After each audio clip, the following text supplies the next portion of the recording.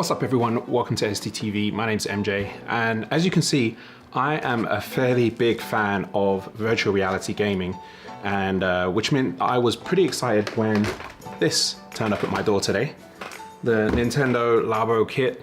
Now, I'm not expecting this to be as good as those high-end kits, but I'm really excited to see how Nintendo's designers have handled virtual reality and some of the quirky things they've done with it. I know there's 64 mini games in this package, and this is the one that comes with all of the various pieces. So today I just wanted to do a quick video on, we're gonna take it out the box, so we see what it looks like, see everything that comes with it, and put together probably the simplest headset, which is just the basic one that you hold to your face. Play around with a couple of the games. I probably won't be able to capture them, but I'll do my best to show using trailers or whatever footage I can find of them existing already, and then I will give you my impressions towards the end of the video. All right, let's get to it. All right, so we moved building operations to the floor because I'd like to invite a little helper with me. I have baby Zelda here. She's going to assist and be critical in the building of the Nintendo Labo. Okay, so let's open this up. I really like the packaging on this thing. It's so colorful and it shows images of all of the games on the back too. Do you like it, Zelda? Do you like it? Yeah? Is it nice? Hmm? All right, let's open this up. So we have a physical copy of the game. I like that. Here, do you want to hold that? Okay. Just some instructions. Gotta put it in the Switch. I'll do that in just a moment. It looks like we have some rubber bands and grommets and things like that. That's probably for the more intricate models, and they've got some real intricate mechanics inside them, so I'm thinking that's how they will work. Do you want to hold it? Okay. Thank you. You're welcome. This is the main lens, I guess. This will slot into the main cardboard sort of handset, and this is what makes the Switch a VR headset. Okay, Zelda, what's this? So we have all of the different cardboard pieces. It's pretty simple. So we'll put those all here. Let's see. Just lots and lots of cardboard.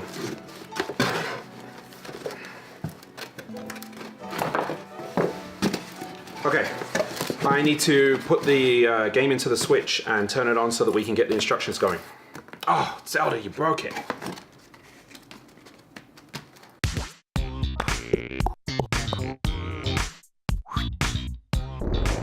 So when you boot the software up on the Switch, the first thing you're taken to is this sort of tutorial of sorts where it shows you how to build one of the more basic models in the box, and it's just this little holder for one of the Joy-Cons, which I think actually comes in use for some of the other models. I haven't actually had a chance to use this yet, but it's a very simple model. It only takes a few minutes, and it's a good introduction to how the interface works.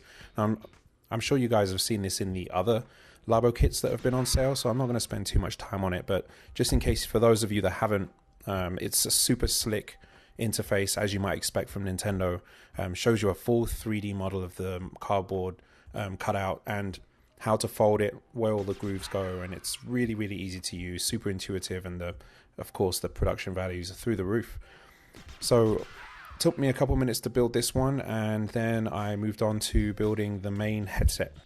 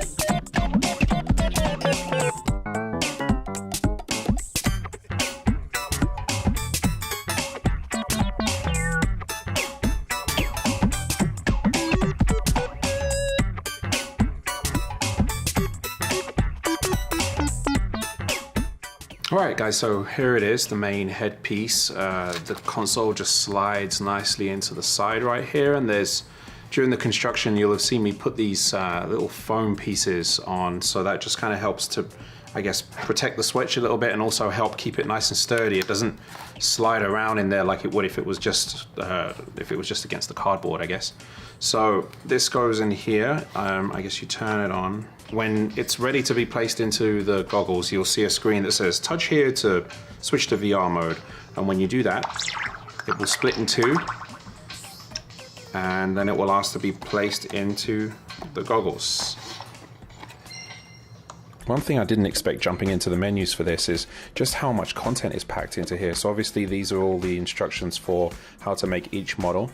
And the Discover section is really cool. It's like a selection of mini toys and special features. But one of the coolest is this little VR mode here, which teaches you how VR works with the Labo kit. So it shows you how the Joy-Cons detect motion, how the contraptions actually work physically inside, how they're able to see light, detect tilt, and where the cameras are hidden. I just think it's a really cool, unorthodox insight into the technology of video games. So this is the play menu, has a bunch of games in here, and the VR plaza at the bottom is where you'll find a lot of the small bite-sized games. So these are just really miniature experiences. Unfortunately, I can't really show them to you properly because, of course, the Switch is in the dock right now for me to capture this footage, so I can't move it around. But there's dozens of these, and they're miniature experiences. They won't keep you distracted for long.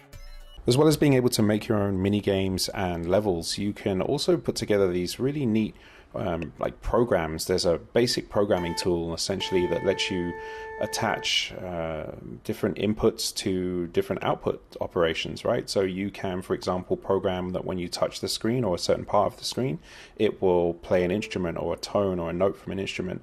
And there's tons and tons of options for you to explore, for you to essentially design your own little applications. And I think this is just a really cool first look at programming for anyone who might be interested. This is a really cool way to get an early window into how programming works. First impressions are actually quite positive. It actually looks a little better than I thought it would, considering the low resolution of the screen. You can still see the pixels. It's not quite as sharp as the PlayStation VR or the Vive, obviously. You can see the sort of pixels on the Switch screen, but actually it's pretty good. And the other good thing is that it's quite wide on the sides, which does mean that it lets light in for the sort of VR geeks out there. There's a lot of light leak on the sides, but the good news is I don't wear glasses, but I don't envision anyone having any problems wearing a pair of glasses with this thing, because there's a lot of space on the sides and your face isn't too close to the lens either. So I'd imagine a sensibly sized pair of glasses should have no problem fitting in this thing. So it comes with this protective slide, which it says that you need to slide over the top of the unit right here. And at first I wasn't sure what it was for, but it basically makes sure the Switch can't slide out of the side of the machine. It just keeps it in place.